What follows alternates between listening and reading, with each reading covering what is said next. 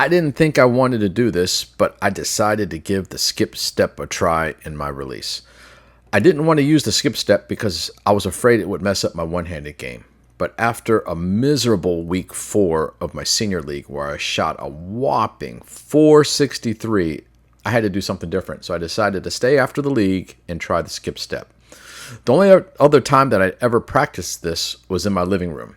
And I'll tell you, it was far easier in my living room than when I stepped out on the lane. You can see from the first couple of shots, I just basically balked the first 2 times. But it was kind of interesting, though. It definitely felt really weird initially.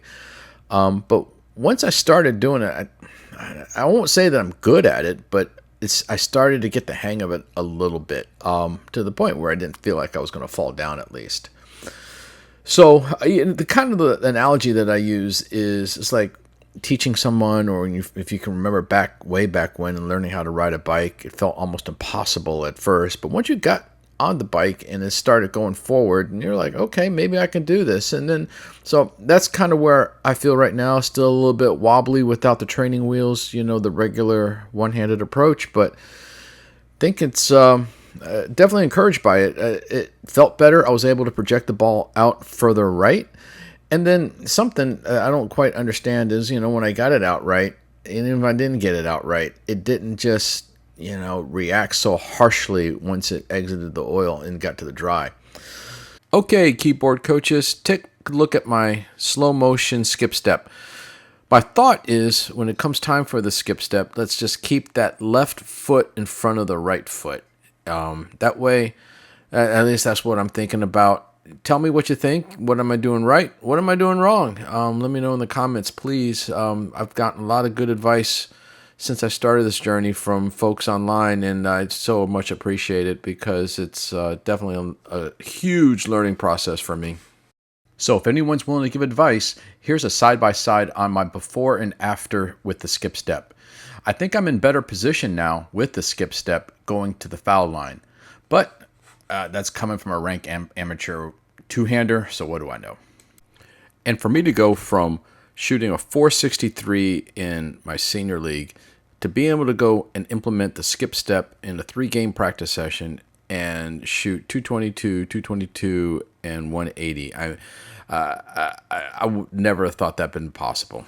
All in all, that skip step practice session far exceeded my expectations.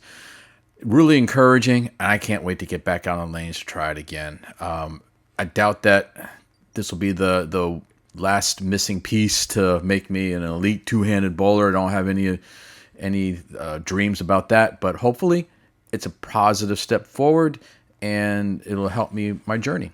Thanks everybody for following along. Till next time. This is nuts. The differences it makes. Why didn't anybody tell me about this earlier? Skip step. Got to remember to skip step. I got to get to a point where I don't have to think about skip step.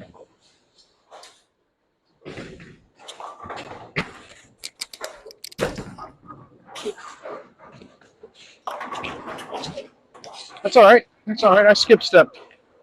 That was a good skip step, though. I think that was a good skip step. Hold on right there. Felt like EJ.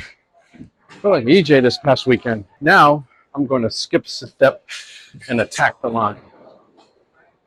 Skip step, charge, and attack the line. That was 1407. Skip step and charge the line.